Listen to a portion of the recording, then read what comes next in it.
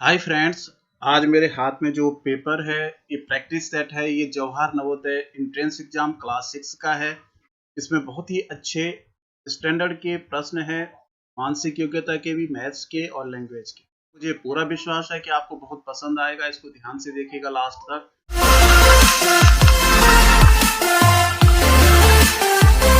नमस्कार दोस्तों, मैं उत्तम सिंह राणा और चलिए बिना देरी किए हुए सीधे शुरू करते हैं ये प्रैक्टिस सेट नंबर 24। सबसे पहले प्रश्न नंबर 1 से 4 तक। प्रत्येक प्रश्न में 4 आकृतियां दी गई हैं। 3 किसी न किसी रूप से समान है और एक अलग है। तो आपको अलग आकृति छांटनी है। तो यहाँ पे इसका मुंह देखिए तो ये यू, दो यू की तरह है, दो एक दूसरी तरह के हैं। यहाँ आंखें देखेंगे तो देखिए 3 का पैटर्न एक जैसा है नीचे, और ये ऊपर से काली है। तो इसका मतलब ये है कि आंसर अलग डिफरेंट यही है। यहाँ देखिए अगर ये इनको देखें तो ये सब तीनों ऐसे हैं, उल्टे थोड़ा घूम रखे हैं, लेकिन ये वाला अलग है, ये उल्टा है। यहाँ देखिए एक तीर ऊपर को एक नीचे को, मतलब उल्टी डायरेक्शन, एक दूसरे के ठीक विपरीत दिशा में तीर है सब में, लेकिन इनके दोनों तरफ समान एक ही दिशा में तीर है, इसलिए आंसर डी। यहाँ देखिए 2 रेखाएं हैं, सब दोनों आपस में टकरा रही हैं। केवल डी वाले आकृति में ऐसी है जो दोनों रेखाएं आपस में टकरा नहीं रही है। प्रश्न नंबर 5 से हमने क्या करना है कि एक आकृति पहले समस्या आकृति दी हुई है, इसकी 4 उत्तर आकृतियां, इसमें से जो समस्या आकृति से ठीक मिलान करती है वही आंसर होगा, उसको आपने खोजना है। तो यहाँ देखिए 4 वर्ग अंदर है और 3 ये अर्धवृत्त हैं। तो ये देखिए इसका आंसर ए वाला है, 4 वर्ग अंदर है, 3 ये अर्धवृत्त हैं, बाकी किसी में मिलान नहीं हो रहा है। इसमें देखिए यहाँ 3 पत्तियां नीचे हैं, 3 ऐसे हैं, ये वाली आकृति प्रश्नवाचक। तो यहाँ देखिए ये तो 4 पत्तियां हो गई, यहाँ 3 पत्तियां, यहाँ नीचे 4 पत्तियां हो गई, ये भी गलत है। इसमें देखिए सी वाले में 3 पत्तियां नीचे, 3 ये, और ये प्रश्नवाचक के बीच वाला बिल्कुल मिल रहा है। सी आंसर बिल्कुल सही। देखिए ये आकृति इस तरह से है, इसका तीर का निशान ऊपर साइड है, तो ऊपर साइड इन दोनों के तीर का निशान है। अब यहाँ देखिए 2 गोलियां, एक ब्लैक है एक व्हाइट वृत्त है, तो ब्लैक और व्हाइट ये सी वाले में है, तो आंसर बिल्कुल सी वाला सही है। ये एम की तरह आकृति, इसका इस तरफ है, तो ये तो बिल्कुल गलत है, इसका इस तरफ हो गया। ये देखिए ये बिल्कुल मैच कर रहा है बी वाला आंसर इस एम से, देखिए ठीक है। 9 से आपने क्या करना है, इसमें एक बड़ा वर्ग है, इसके 4 खाने बराबर, और चारों में एक आकृति बनाई गई है। तो बाकी 3 खानों में जिस पैटर्न से आकृति बनी है उसी पैटर्न से यहाँ पे जो खाली वाला खाना है इस पे कौन सी आकृति बनेगी। तो यहाँ पे देखिए तो सबसे पहले ये लाइन जो है यहाँ मिलेगी, ठीक है। और इसका जो वो है, ये देखिए ये जो वृत्त की तरह बने हैं, ये बाहर की तरफ मुंह खुल रहा है इनका, तो इसका मतलब यहाँ पे जो वृत्त बनेगा इसका भी बाहर की तरफ मुंह खुलेगा। तो इसमें देखेंगे हम ये वाली आकृति जो है सी वाला मैच कर रहा है। देखिए इस वाले उसमें देखेंगे हम, तो इसमें ये लाइनें अगर आप मिलाएंगे तो ये वाली लाइन कहाँ मिल रही है, यहाँ देखिए इसकी सीधा यहाँ जा रही है, और ये जो है यहाँ मिल रहा है। तो ये बीच में कट रही है, तो ये कटी हुई लाइनें देखिए डी वाले में मिल रही हैं। तो डी वाले का मतलब देखिए, क्योंकि इसका वृत्त इस तरफ इधर है, तो इसको क्योंकि इधर वाले के भी साइड में वृत्त है, जिसका मुंह दाईं और बाईं तरफ खुल रहा है, तो ये यहाँ भी ऐसे ही वृत्त होंगे जिसका मुंह दाईं और बाईं तरफ खुलेगा। ये इसका मुंह ऊपर नीचे खुल रहे हैं इनके, ठीक है। इनको अगर हम मिलाएं तो यहाँ देखिए ये लाइन यहाँ मिल रही है, और ये वाली लाइन सीधा यहाँ मिल जाएगी। तो देखिए इस तरह की लाइन किस पे मैच कर रही है, बी वाली आकृति पे। और यहाँ जो वृत्त बने हुए हैं, ये वृत्त जो है यहाँ यहाँ यहाँ ये वृत्त बन रही है, सॉरी सीधा नहीं बन रहा है, तो ये बी वाला बिल्कुल। प्रश्न नंबर 12 में अगर हम इनका मिलान करें तो यहाँ देखिए एक ये जो सीधी लाइन यहाँ मिल जाएगी, और एक ये जो लाइन है ये यहाँ मिल जाएगी। तो यहाँ नीचे जो ये वाली आकृति है, यही वाली आकृति आंसर होगा। तो ये वाली आकृति जो है आकृति ए बना रही है, देखिए। प्रश्न नंबर 13 से देखिए, समस्या आकृति 3 है जो निश्चित पैटर्न में चेंज हो रही है। तो आपने बताना है कि चौथे में कौन सी आकृति होगी। यहाँ इसका मुंह इधर था, यहाँ ऊपर हो गया, यानी 90 डिग्री क्लॉकवाइज है, 90 डिग्री क्लॉकवाइज। तो अब नीचे को इसका मुंह होगा तो त्रिभुज बन जाएगा ऐसा।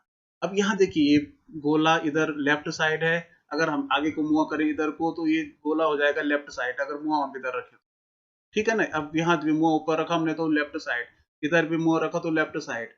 अब हम नीचे को मुंह रखेंगे तो लेफ्ट साइड, यानी एक बिल्कुल ए वाला उत्तर मैच कर रहा है। देखिए ये नीचे को मूव करके समस्या आकृति, यहाँ देखिए इसमें ये है तो इसका जो ये वृत्त है ये इधर क्लॉकवाइज है, खाना घूमा तो अब ऊपर की तरफ चला जाएगा, तो ऊपर की तरफ देखिए सी वाले में है, ठीक है ना, तो बिल्कुल सी वाला ही आंसर होगा।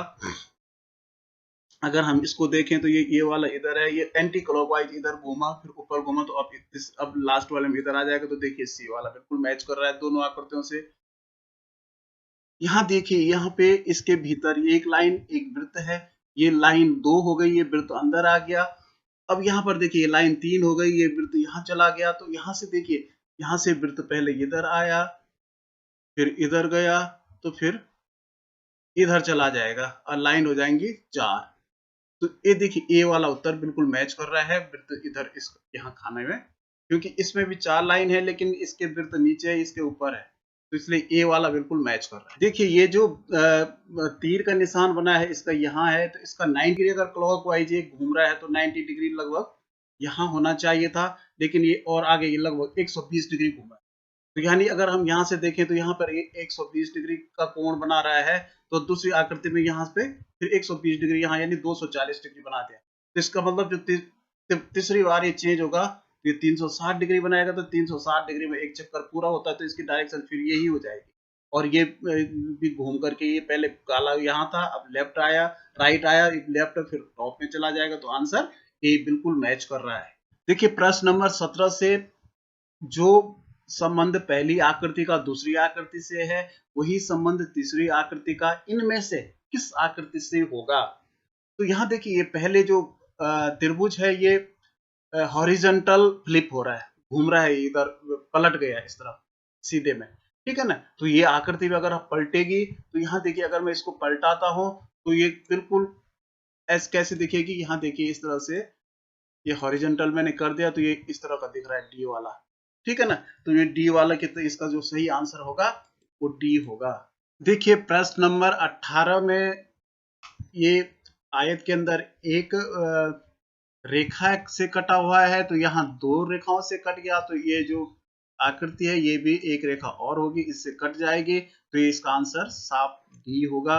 और यहाँ देखिए ये जो वर्ग है इसके यहाँ 2 है, यहाँ एक डंडी से कटा हुआ है तो ये ठीक उल्टा हो गया, 2 डंडी यहाँ एक यहाँ, तो ये भी उल्टा हो जाएगा, तो 2 डंडी ऊपर हो जाएंगी एक नीचे हो जाएगी। तो इस तरह की आकृतियां जो है तीनों पहले तीनों आकृतियां हैं, लेकिन अब गोले की डायरेक्शन देखेंगे तो हम यहाँ बाहर से अगर इसको देखते हैं तो ये बाहर से खड़े होकर देखिए अंदर की तरफ मुंह करके तो ये लेफ्ट साइड है, यहाँ भी बाहर से खड़े होकर देखेंगे तो ये यहाँ लेफ्ट साइड है, यहाँ भी बाहर से खड़े होकर इस तरफ देखेंगे तो ये लेफ्ट साइड है, तो यहाँ भी हम इसी सिंगल रेखा की तरफ है, ये ध्यान रखना था, सिंगल रेखा की तरफ देखिए लेफ्ट साइड जो है ये सी वाले में है, तो आंसर। प्रश्न नंबर 20 में ऊपर वर्ग है आयत है ट्रायंगल है, तो देखिए त्रिभुज सबसे नीचे का ऊपर चला गया, जो ऊपर की आकृति वो बीच में बड़ी हो गई और सबसे बीच वाला नीचे आ गया, तो इसमें जो वृत्त है तो बीच में आ जाएगा और सबसे नीचे प्लस है तो ये ऊपर चला जाएगा, तो ये बी वाला आंसर बिल्कुल सही है। प्रश्न नंबर 21 से हमें क्या करना है कि इन आकृतियों को हमें पूरा करना है। ये आधा आकृति है, आधा इससे कट करके अलग हो गई है, इसका जो हिस्सा है उसको हमने खोजना है। अगर हम यहाँ देखें इसको ऐसा मिलाएं और यहाँ से उत्तर आकृतियों से साफ पता चलता है कि ये पंचभुज है, ठीक है ना, 5 भुजाओं की आकृति है, और इससे इसका जो मिलान हो रहा है जो छूटी हुई आकृति है वो बिल्कुल डी वाले से साफ पता चल रहा है, ये तीनों आकृतियां बिल्कुल मैच नहीं कर रही हैं। यहाँ देखिए एक बार कटा हुआ 2 बार और यहाँ अंदर 3 बार, तो यहाँ देखिए एक बार लंबा हो गया 2 बार और 3 बार, इस तरह से इससे बिल्कुल मिलान डी वाले का हो रहा है। यहाँ देखिए समस्या आकृति है ये वाला है, अब ये इसका जो हिस्सा है नीचे इसको पूरा करना है, तो अगर इसको आप पूरा करेंगे तो देखिए तो ये सी वाला थोड़ा संकरा हो रहा है, तो इसका डी वाला ही आंसर होगा, ठीक है ना, वर्ग बनाया गया है ये और ये। अब मिलान करिए इनमें से कौन सा, अगर हम इनमें से मिलान करेंगे तो देखिए इस सी वाली आकृति बिल्कुल मैच कर रही है, ये ऊपर वाली आकृति से मिल रही है। देखिए प्रश्न नंबर 24 में अगर हम इसको सीधा बनाते हैं वर्ग ये है, तो ऊपर वाली आकृति जो मैच कर रही है लगभग किससे कर रही है,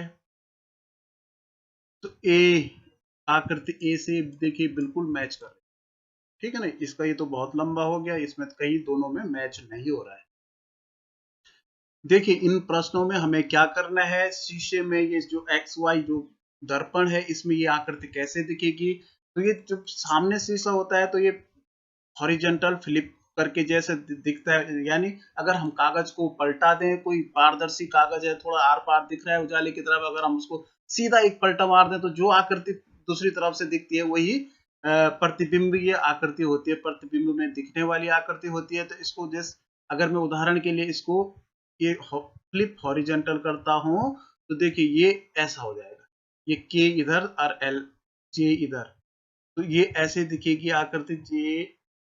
ये देखिए ये वाला देखिए आकृति सी, देखिए ये बिल्कुल मैच कर रही है।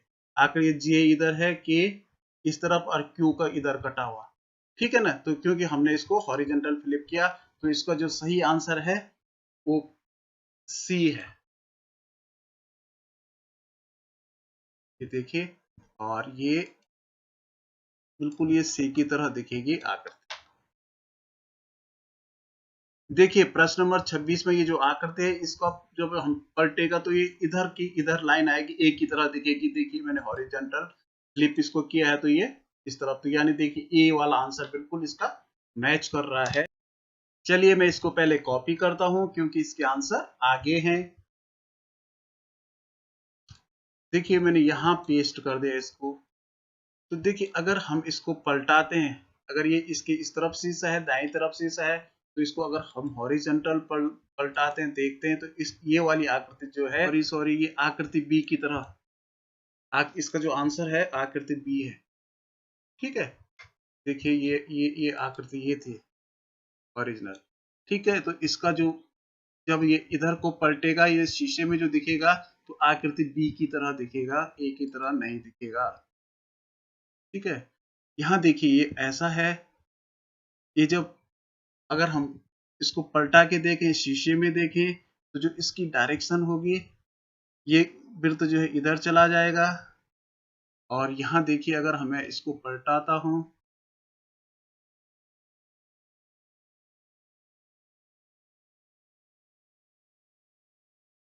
तो देखिए किस आकृति से मैच हो रहा है, ये हो रहा है आकृति डी से मैच। इसका मतलब इसका जो सही आंसर है वो डी होगा, शीशे में जो दिखेगा वो डी की तरह आकृति दिखेगी, ठीक है ना। ये प्रश्न बहुत चक्राते हैं, इनको बड़े गौर से आपको करना है। इनकी प्रैक्टिस आप जो है ट्रेस पेपर से कर सकते हैं। ट्रेस पेपर पे कोई आकृति बनाई और उसको पलटा के देखा, या कोई पतला सा कागज है सिंपल कागज में, कोई पेपर आपके पास है जिसपे आप प्रैक्टिस करते हैं तो उसको धूप की तरफ ले जाइए, उसकी उल्टी तरफ से देखिए, या कुछ आकृतियां शीशे पे आप लोग देखते रहिए, तब आपकी समझ में आएंगे कि किस तरह से शीशे में प्रतिबिंब इनका दिखता है। देखिए प्रश्न नंबर 29 से हमें क्या करना है, ये कागज को मोड़ करके इन पे कुछ कटिंग या छेद किए गए हैं, उसके बाद आकृति फिर खोलने के बाद कैसे दिखती है, लेकिन आपको हिलाना नहीं है। अगर कागज आप काटते हैं, छोटे से टुकड़ा कागज को लो, वृत्त इसका गोल वृत्ताकार कागज है, उसके हमने एक बार फोल्ड इधर को किया, दो बार दोबारा फोल्ड नीचे को कर दिया, यहाँ पे हमने गोल छेद कर दिया।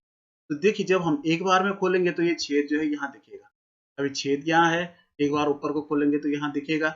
जब हम फिर इसको इधर को खोलेंगे तो जो अगर दोनों तरफ यहाँ छेद है तो यहाँ भी दोनों तरफ छेद होगा। इसका मतलब जो सही आंसर होगा वो ये डी वाला होगा, इसके बीच में छेद नहीं होगा क्योंकि यहाँ पे छेद होने का कोई प्रश्न नहीं होता, यहाँ हमने छेड़ा ही नहीं है तो क्यों उस पर छेद छेद हो ही नहीं सकता। तो यहाँ डी वाले पे 4 छेद जिस तरह से हैं उसी तरह से हमें दिखेंगे। यहाँ आकृति देखिए, ये आयताकार आकृति, कागज को हमने इस तरह से मोड़ा यहाँ से, और इसको फिर एक बार इधर को मोड़ा, फिर यहाँ पलटा के यहाँ कर दिया। अब यहाँ हमने इस तरह से चौकोर काटा तो एक बार हमने इसको खोलेंगे तो यहाँ भी एक चौकोर आ जाएगा। अब जब दोबारा खोलेंगे तो ये एक चौकोर यहाँ आएगा और एक चौकोर यहाँ आएगा। तो देखिए कौन सा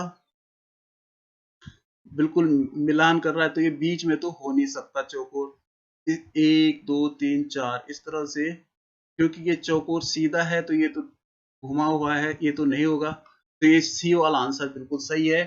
देखिए ये इस पे इस बात का बहुत ध्यान रखना है कि ये आकृति बनेगी कि नहीं, भाई ये बनेगी कि ये सी वाली बनेगी, क्योंकि यहाँ पर ये सीधा ही है तो ये सीधा ही बनेगा। देखिए प्रश्न नंबर 31 में एक आयताकार कागज है, इसको इस तरह से पहले मोड़ा फिर नीचे को मोड़ा, और इस पे देखिए ये दो जगह से काट दिया, दो वर्ग की तरह इस पे आकृतियां बना दी। ये आयत की तरह थोड़ा दिख रही है लंबी, लेकिन आंसर में ये वर्ग है तो इसको हम वर्ग ही मान लेते हैं। तो ये हम जब इसको एक बार खोलेंगे तो इसके दो वर्ग जो है इधर बन जाएंगे, एक वर्ग यहाँ बनेगा और एक वर्ग ये नीचे वाला यहाँ ऊपर भी बनेगा। फिर जिस तरह से ये चार वर्ग यहाँ है तो वैसे ही चार वर्ग इस तरह बन जाएंगे। तो ये देखिए दो और दो चार, लेकिन ये खड़े में है देखिए। इसको फिर ये यहाँ आकृति देखिए, इसका जो वर्ग ये वाले हैं ये इनकी शेप ये वाली है, लेकिन जो यहाँ वर्ग है ये सीधे हैं, इस पे सीधे ही वर्ग बनेंगे तो आंसर डी होगा। प्रश्न नंबर 32 में देखिए ये ऐसा है, अगर ये इसको पहले नीचे को मोड़ा फिर मोड़ करके इसका 1/4 बनाया, इधर से ऐसा हमने काट दिया है। तो जब ये कटा हुआ, अगर हमें देखिए इस तरह से कटा हुआ है, ये नीचे को कटा है, ये यहाँ से इधर को कटा है। जब एक फोल्ड खुलेगा तो इधर को कटा हुआ मिलेगा, और ये जो एक फोल्ड और खुलेगा इधर भी कटा हुआ मिलेगा, सॉरी एक फोल्ड खोलने पे, और दूसरा फोल्ड खुलेगा तो ये यहाँ भी कटा हुआ मिलेगा और ये यहाँ भी कटा हुआ मिलेगा, यानी ये चार वृत्त बन जाएंगे। नंबर 33 से आपने क्या करना है, ये प्रश्न आकृति में कुछ आकृतियां दी गई हैं, इनको जोड़ करके इनमें से कौन सी आकृति बनाई जा सकती है, इनका वो आंसर आपको खोजना है। देखिए एक ये एल की तरह है, अगर हम इनको चारों को गौर से देखें, एल तो सब में दिख रहा है, लेकिन एक त्रिभुज और ये वाली आकृति बिल्कुल ए वाले में दिख रही है। ये वाला जो है ये हो गया, और ये छोटा त्रिभुज ये हो गया, और ये एल वाली आकृति ऐसे में आ गई। ठीक है, यहाँ देखिए ये एक आयत है, तीन त्रिभुज बड़े हैं, एक छोटा त्रिभुज है। तो ये देखिए अगर हम इसको देखेंगे, इन चारों को गौर से देखिए, तो ये जो आकृति मैच कर रही है बी वाले से है, ये वाला आयत ये है, और ये जो चौड़ा वाला त्रिभुज है ये है, ये वाला त्रिभुज जो है ये है, और ये वाला त्रिभुज ये है, और ये छोटा त्रिभुज जो है ये है।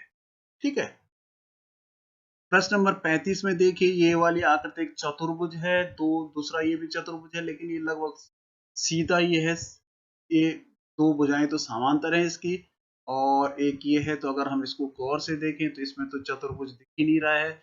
इसमें देखिए ये वाला चतुर्भुज जो है ये है, ठीक है, और ये त्रिभुज एक दूसरा जो ये चतुर्भुज है, एक तरफ का बड़ा है एक तरफ का छोटा है, ये है, ये वाला त्रिभुज ये है, और ये लंबा त्रिभुज ये है। तो बी वाले में सारी आकृतियां इसकी मैच कर रही हैं। इसको देखिए, तो इसको भी अगर हम इन चारों आकृतियों को ढंग से देखेंगे तो इसको देखिए, ये वाला जो आकृति है ये इसमें है, ये वाला जो है ये है, और ये आकृति जो है ये वाली है, और ये छोटा त्रिभुज है किनारे का। यहाँ भी बी वाली आकृति मैच कर रही है। प्रश्न नंबर 37 से आपको क्या करना है कि जो एक समस्या आकृति दे रखी है प्रश्न में, ये आकृति इन चारों में से किस आकृति के अंदर छिपी हुई है, इसको आपने बड़े ध्यान से खोजना है। तो देखिए ये ऐसा है, इस पे दो तीर जैसे निशान है, तो अगर आप ए वाली आकृति देखिए तो ये और ये दूसरा तीर का निशान ये मिल गया। ए वाली आकृति में ही साफ पता चल रहा है कि ये आकृति छिपी हुई है। इसको देखिए, अगर ये इस आकृति को गौर से देखें तो इसमें सारे प्रश्न चारों उत्तरों पे गौर करें तो ये आकृति देखिए यहाँ स्पष्ट दिख रही है, ये और यहाँ पर ये थोड़ा घुमा हुआ रही है, ये डी वाले से बिल्कुल यहाँ अंदर डी में छिपी हुई आकृति ये है।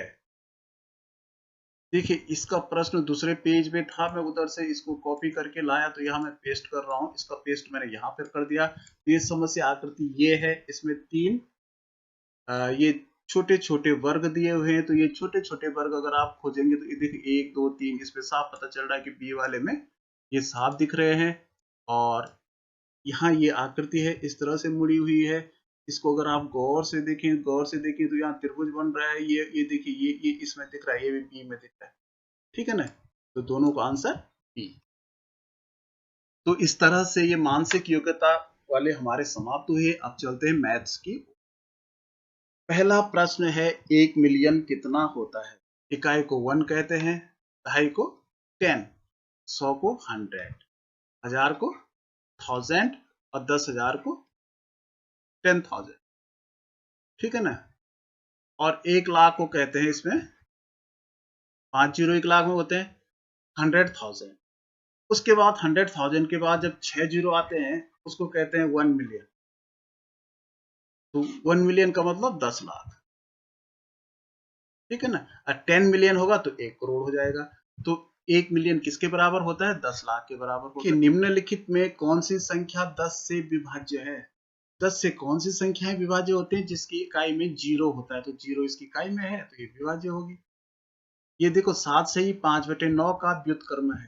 व्युत्क्रम का मतलब उल्टा, तो इसका उल्टा पहले कैसा करेंगे? पहले इसका जो है सही हटा देंगे, तो सही हटाने का मतलब इसको विषम भिन्न में चेंज करेंगे, मिश्र भिन्न से, तो इसका नीचे वाले का गुणा सही के साथ होता है, तो 9 7 63 और 5 68, तो 68/9 हो जाएगा, 68/9। तो इसका जो व्युत्क्रम हो जाएगा ये उल्टा हो जाएगा, 9/68।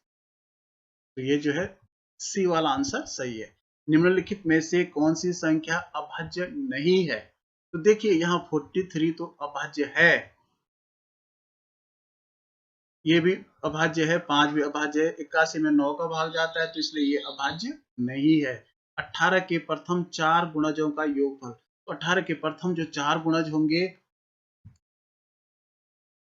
क्या होंगे?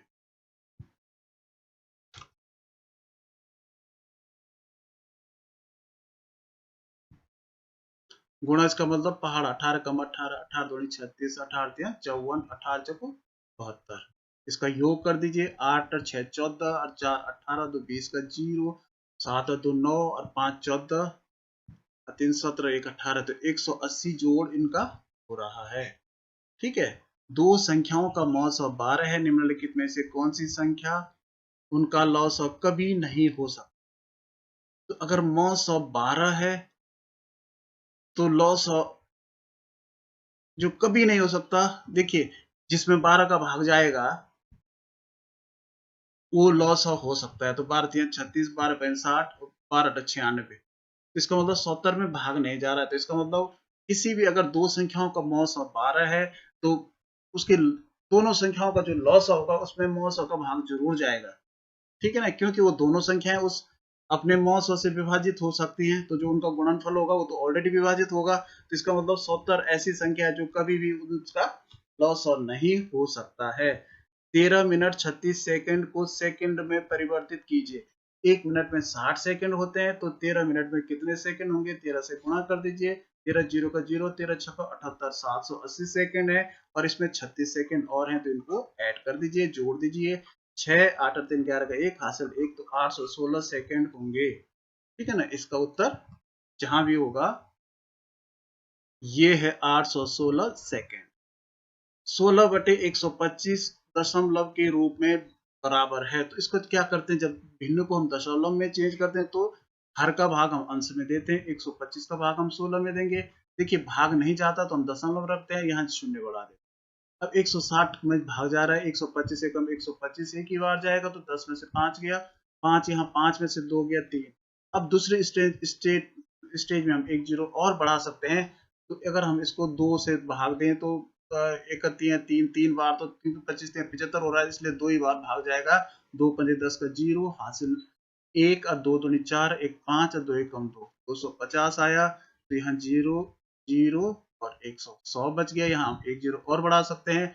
अब देखिए 12 8 96 होता है, 12 का पार हम 100 तक बोलेंगे अंदाज के लिए, तो इसका मतलब 8 बार भाग जा सकता है, तो 8 45 का जीरो हासिल 4, और 12 8 96 और 400 हो गए थे, तो 0.128, 0.128 आंसर आ गया। देखिए प्रश्न नंबर 49 में ये क्या कर रखा है, इसका वर्ग और ऋण 55.8 का वर्ग दे रखा है बटा 20 है, तो इसको अगर हम a माने और इसको b माने, तो ए स्क्वायर और A square minus B square बराबर क्या होता है? a plus B.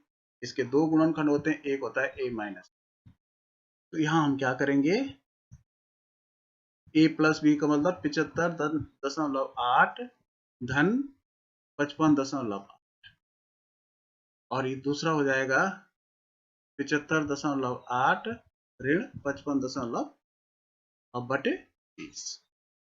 तो इसको अब हम बड़े आराम से कर सकते हैं, इक्वल करके इसको जोड़िए, तो 8 और 8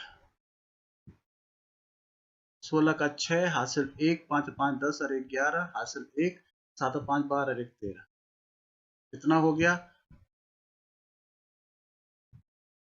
और यहाँ देखिए ये यहाँ पे क्या कौन सा निशान हो जाएगा? गुणा का, सॉरी अब 75 में से 55.8, 75.8 में से इसको घटाइए आप अलग पे, तो इसको आएगा 20 और इसका बटा हो गया 20।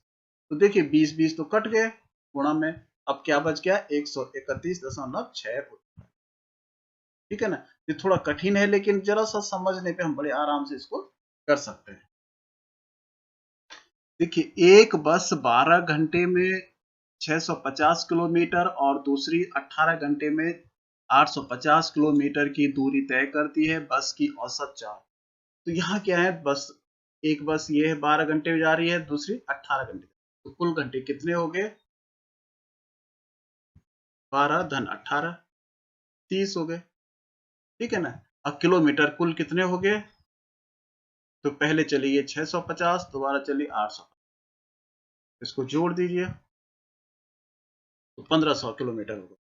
तो 1500 किलोमीटर जब औसत भाई दोनों की हो गई, तो औसत जो चाल हो जाएगी दूरी बटे समय, तो 1500 1500 बटे 30, ये कट गया, तीन कम 3, 3 पंजे 15, 0 बार, यानी औसत 50 किलोमीटर पर आवर इसकी औसत चाल हो जाएगी।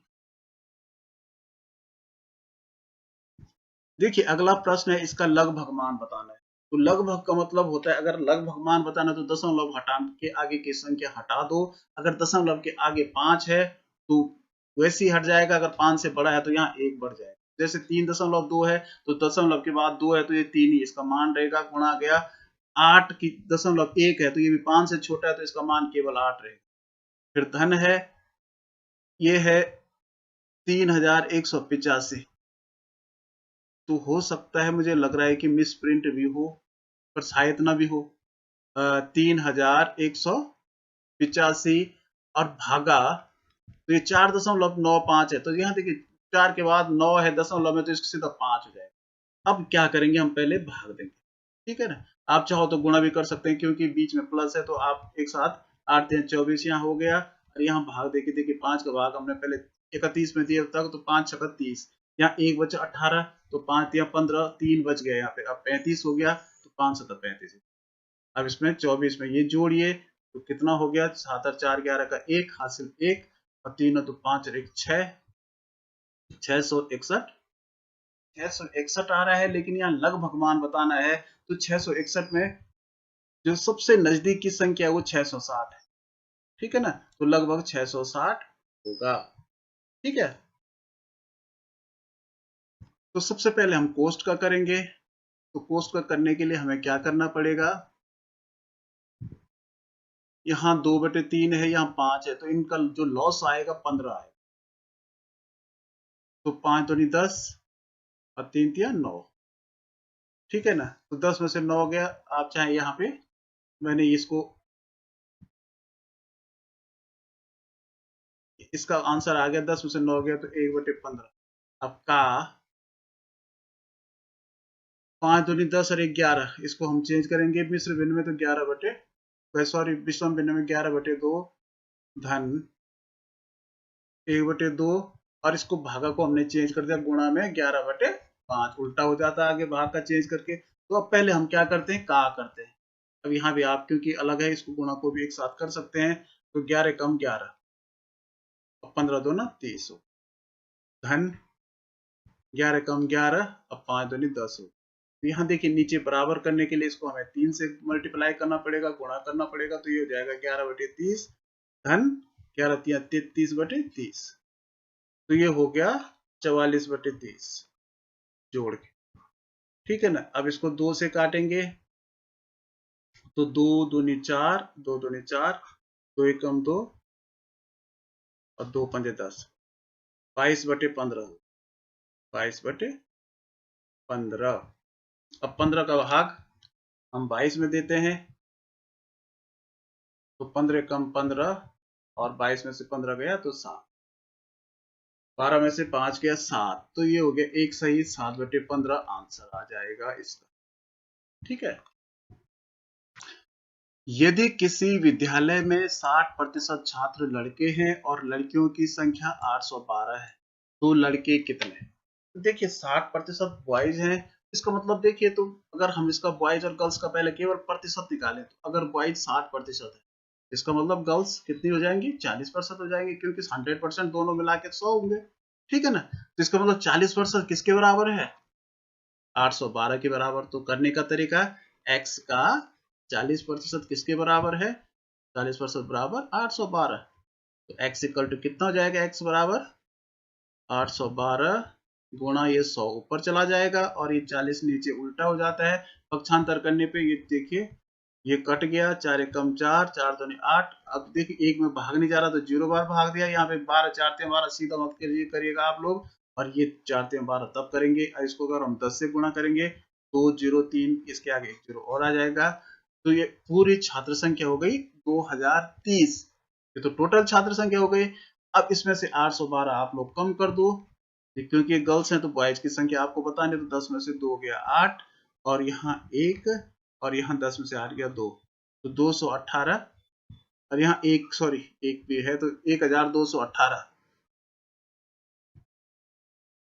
1218 बॉयज की संख्या होगी, ठीक है। रमेश एक वस्तु रुपए 434 में बेचकर 24% लाभ कमाता है। रमेश ने उस वस्तु किस कीमत पर खरीदी थी, यानी क्रय मूल्य बताना है। ये ऐसे सवालों में हम क्या करते हैं, क्योंकि यहाँ जो लाभ प्रतिशत दे रखा है और विक्रय मूल्य दे रखा है, तो माना क्रय मूल्य 100 रुपए, क्योंकि लाभ प्रतिशत हमेशा क्रय मूल्य पे आता है, क्रय मूल्य 100 रुपए। तो उस हिसाब से अगर हम निकालें तो विक्रय मूल्य 100 रुपए के हिसाब से विक्रय मूल्य कितना हो जाएगा, 124, क्योंकि 24% लाभ पे बेच रहा है। तो अगर कोई वस्तु 100 में खरीदता है तो 124 में बेचता है।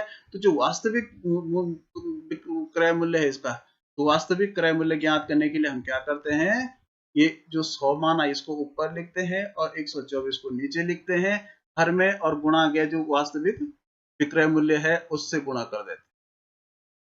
अब इसको काटिए, 4 किससे कट रहा है ये, चलिए पहले 4 से काटिए, 4 3 12 और 4 एकम 4। यहाँ देखिए 4 से 4 दूनी 8, 20 4 5 20। अब 31 से काटिए, तो क्योंकि 31 का भाग इसमें जाता है कि नहीं, तो यहाँ देखिए 31 से कम 31, और यहाँ भी हम 31 से कम 31 करेंगे। अब यहाँ कितना बचा, 9 और 3 12 बचा, 124 हुआ, तो 31 चौको 124, ठीक है ना। अब इसको मल्टीप्लाई करिए आप, 14 पंजे 70, 0 7 14 28 और 7 35, तो 350 आंसर हो जाएगा, ठीक है। 8% प्रति वर्ष के साधारण ब्याज पर 5 वर्ष के लिए 1800 का निवेश करने पर कितने रुपए ब्याज प्राप्त होगा। देखिए इसमें मूलधन 800 है, 1800 और दर 8% है, तो ब्याज, साधारण ब्याज कैसे ज्ञात करते हैं, साधारण ब्याज बराबर होता है, ऊपर लिखते हैं मूलधन, तो मूलधन जितना होता है, चलो मैं लिख देता हूँ, मूलधन गुणा दर गुणा समय, और इसके नीचे 100 हो जाए। तो मूलधन है 1800, 1800, और दर हो गई 8% और समय हो गया 5 वर्ष, बटे 100 हो गया। तो इसके देखिए 0 0 कट गया, तो उत्तर कितना आ गया, 8 पंच 40 हो गया, और 40 का गुणा 18 से करेंगे तो 18 चौको 72 और 40 का 100, 720 रुपए ब्याज प्राप्त होगा, ठीक है। मनीष ने किसी परीक्षा में कुल 75 अंकों में 66 अंक प्राप्त किए। मनीष द्वारा प्राप्त अंकों का प्रतिशत, तो जब कोई बच्चा कोई अंक लाता है तो उसके प्रतिशत हम कैसे ज्ञात करते हैं, हम क्या करते हैं, 75 में से 66 नंबर लाए तो टीचर ऐसे लिखते हैं, 66 ऊपर 66 बटे 75, इसको प्रतिशत में बदलना है तो इंटू 100 ऊपर और इंटू 100 नीचे। इससे क्या होगा, इसके मान में कोई अंतर नहीं कर, अगर हम 100 से अंश को गुणा करते हैं तो हर को भी गुणा करना जरूरी है। लेकिन यहाँ प्रतिशत में क्या होता है, जो ये 100 है इसके साथ हम छेड़ते नहीं, इसका हम ये चिन्ह बन जाता है प्रतिशत, ये वाला चिन्ह दिखाता है कि 100 है, ठीक है ना। तो ये नीचे वाला पहले ये चिन्ह बन गया, यानी ये गायब हो गया, इसके साथ कुछ नहीं करना है। अब हम जो बचा हुआ है इसको हम सॉल्व करेंगे, काट सकते हैं, भाग दे सकते हैं, तो 25 या 75 और 25 चौको 100, यहाँ 3 एकम 3, 3 दूनी 6, 3 दूनी 6, तो 22 चौको 88 हो गया, तो 88% अंक लाया, ठीक है ना। ए वाला उत्तर बिल्कुल सही। एक घन की प्रत्येक भुजा 8 सेंटीमीटर लंबी है, घन का आयतन ज्ञात कीजिए। तो घन किसे कहते हैं आप लोग जानते हैं, घन का मतलब होता है कोई डब्बा जिसकी लंबाई चौड़ाई ऊंचाई बराबर होती है, और जो घन बनाने का तरीका हम ऐसे दो वर्ग बनाते हैं और इनको इस तरह से बीच में बना करके इनके जो ये बना देते हैं घन बनाने का। देखिए ये घन है, इसकी लंबाई चौड़ाई ऊंचाई बराबर है, इसका मतलब इसकी लंबाई चौड़ाई ऊंचाई 8 सेंटीमीटर है। तो इसका जो आयतन होगा वो भुजा गुणा भुजा आयतन, आयतन बराबर हो जाएगा 8 गुणा 8 गुणा 8, भुजा गुणा 8 अठा 64 और 64 अठा कितने होते हैं, 8 चौको 32 का 2 हासिल 3, 8 छक्का 48 3 51 512। घन लिखना जरूरी है, घन सेंटीमीटर, ठीक है ना, 512 घन सेंटीमीटर, ये वाला उत्तर सही है। 170 डिग्री फ़ारेनहाइट का मान डिग्री सेल्सियस में ज्ञात कीजिए। ये बहुत अच्छा प्रश्न है। इसका जो फॉर्मूला है वो है सी डिग्री गुणा 9/5, तो पोस्ट में बंद धन 32 बराबर फ़ारेनहाइट, ठीक है ना। क्योंकि यहाँ फ़ारेनहाइट हमें दे रखा है तो हम इस फॉर्मूले को ऐसे ही रखेंगे, सी इंटू 9/5 धन 32 बराबर इतना 170। तो इस अगली लाइन पे हम क्या करेंगे, सी गुणा 9/5 बराबर 170, और ये धन 32 को हम पक्षांतर कर देंगे, आगे ले जाएंगे तो उल्टा हो जाएगा ऋण 32, ठीक है ना। अब जब इसमें से हम घटाएंगे तो सी, अब देखो 9/5 का भी हम पक्षांतर आगे कर देते हैं, तो यहाँ 170 में से 32 गया तो पहले हम 30 घटाएंगे तो यहाँ बचेगा 40, ठीक है ना, तो 138 बच जाएगा, 138, और ये गुणा में उल्टा हो जाएगा 5/9।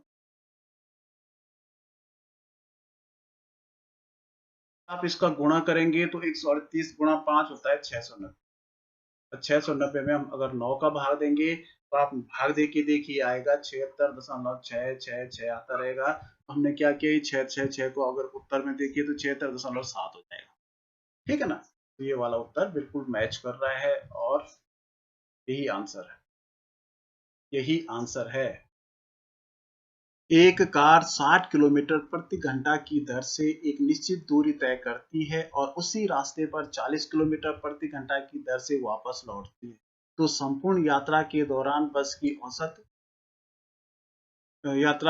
औसत गति को किलोमीटर प्रति घंटा में ज्ञात कीजिए। तो देखिए हम पहले इसमें दूरी तो दिखा नहीं रखी है कि कितनी दूर गई, तो हमें माना वो गई x किलोमीटर, या आप ऐसा भी मान सकते हैं कि माना हम ऐसे किलोमीटर मानेंगे जिसमें 60 का भाग भी चला जाए और 40 का भी चला, यानी जो 40 और 60 का लॉस है वो है 120। तो सपोज मैंने 120 मान लिया, क्यों माना, क्योंकि इसमें 40 के हिसाब से दूरी बटे समय करने पे आसानी से भाग चला जाएगा, इसमें भी 40 बटे इसकी दूरी बटे समय करने में भी आसानी से भाग चला जाएगा। तो यहाँ पर देखिए माना 120 किलोमीटर वो गई पहले, ठीक है, तो इसके कितना समय लगेगा, इसको 60 किलोमीटर के हिसाब से तो समय लगा इसको दूरी बटे 4, तो यानी 6 दूनी 12, 2 घंटे लगे।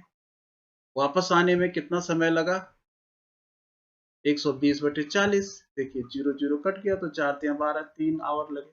तो कुल घंटे कितने लगे, 5 आवर लगे, इसको जोड़ दीजिए आप लोग, 5 आवर लगे। और कुल दूरी कितनी थी, कुल दूरी 120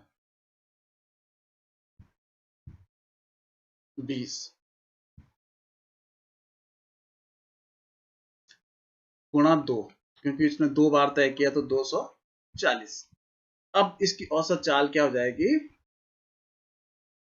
कुल दूरी चली हुई 240/5, तो इसको 5 चौको 20 और 5 अठा 40, तो 48 किलोमीटर पर आवर की चाल हो जाएगी, ठीक है। तो इस तरह से मैथ्स का पोर्शन समाप्त हुआ।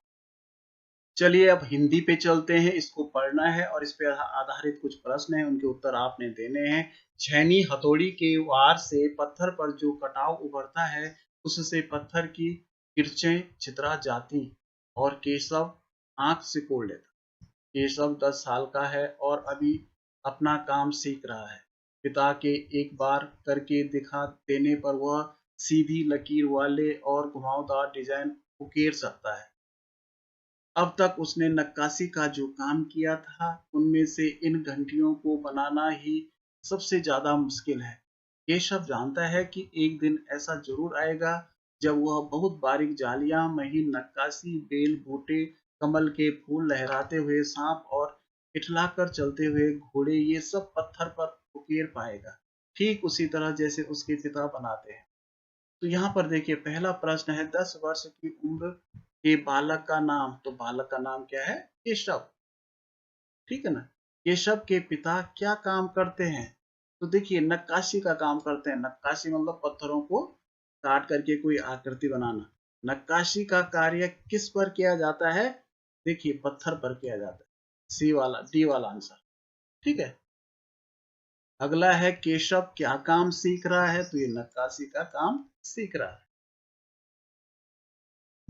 कारलाइन एक राजकुमार था, वह संसार त्यागी हो गया था। वह कहता था कि जो जी से हंसता है वह कभी बुरा नहीं होता।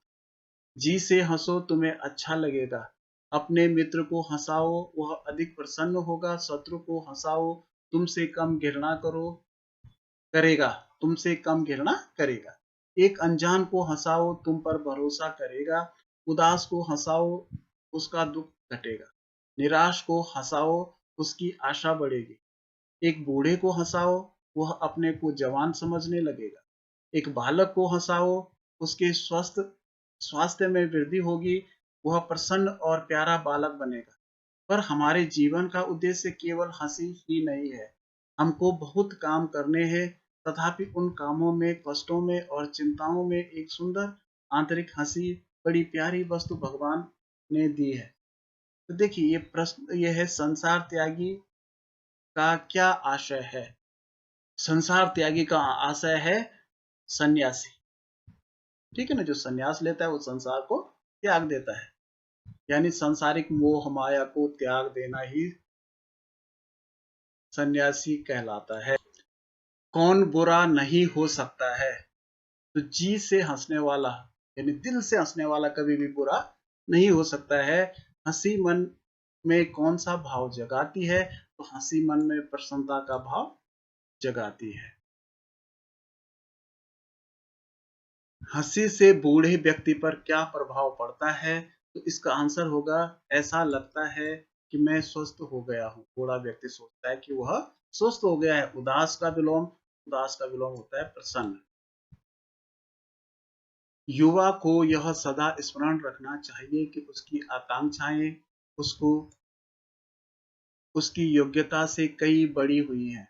उसे इस बात का ध्यान रखना चाहिए कि वह अपने बड़ों का सम्मान करे, छोटों और बराबर वालों से कोमलता का व्यवहार करे।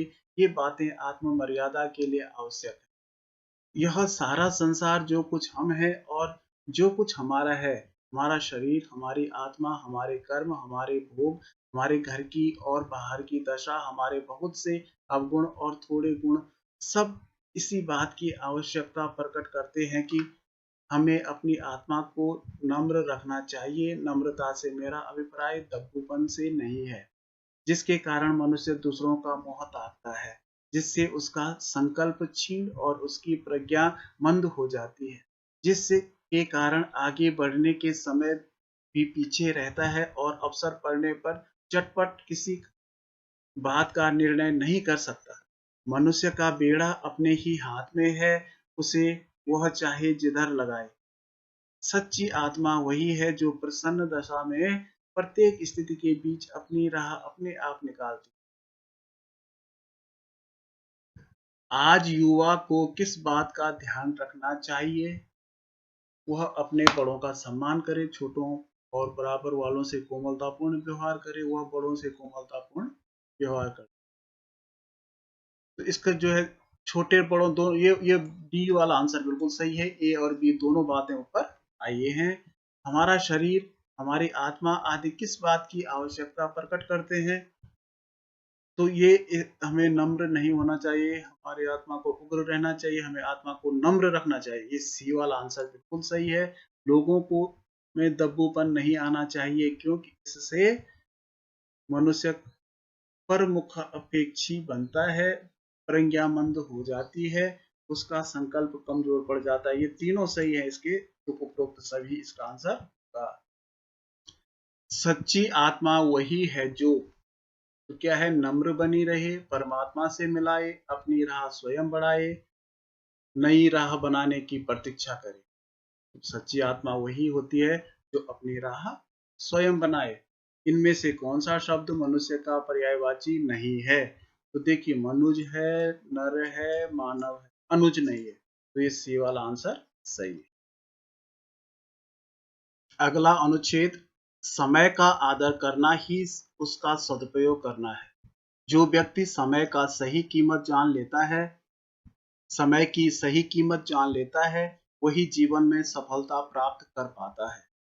यह धन से भी अधिक महत्वपूर्ण है। धन खोने पर वापस पाया जा सकता है, परंतु बीता हुआ समय नहीं लौटाया जा सकता है। छात्रों के जीवन में इसका अधिक महत्व है। जो छात्र इस उम्र में समय की कद्र करना सीख जाते हैं, वह भविष्य में तरक्की की ऊंचाइयों को छू लेते हैं।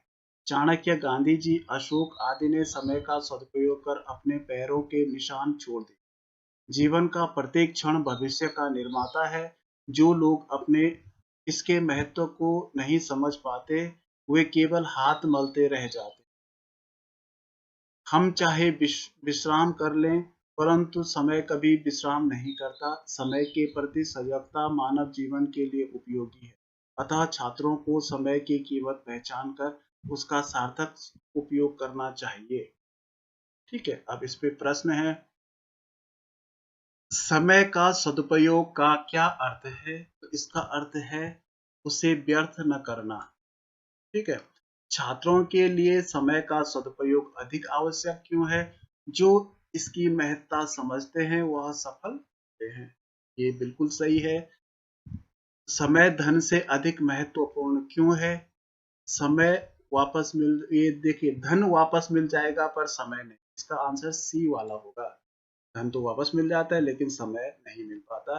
निम्न में से कौन सा विकल्प सजगता का पर्यायवाची नहीं है? तो देखिए, प्रमाद का मतलब होता है नशा करना, नशा या मद, जबकि ये सब तीनों इसके पर्यायवाची हैं। सतर्कता, सतर्कता, चौकन्नापन, होशियारी, चालाकी, ये सब सजगता से संबंधित हैं। प्रमाद अलग है, तो इसका आंसर ए वाला होगा। इस अनुच्छेद का सबसे उपयुक्त शीर्षक बताएं। तो इस अनुच्छेद का जो सबसे अच्छा शीर्षक इनमें से है, तो ये छात्र जीवन और समय सबसे उपयुक्त लग रहा है। ठीक है, तो इस तरह से ये पेपर समाप्त हुआ। अगर आपको अच्छा लगे तो इसको लाइक जरूर कीजिएगा, शेयर जरूर कीजिएगा। इसमें अगर कोई मिस्टेक मेरे द्वारा हो गई हो, मैंने बाई चांस बड़े सतर्कता से पेपर किया है, फिर भी कोई मिस्टेक हो तो टिप्पणी जरूर कमेंट करके लिखिएगा। मैं उसको कमेंट बॉक्स में या नीचे डिस्क्रिप्शन बॉक्स में सही करके जरूर आपको दिखाऊंगा। तो बाय।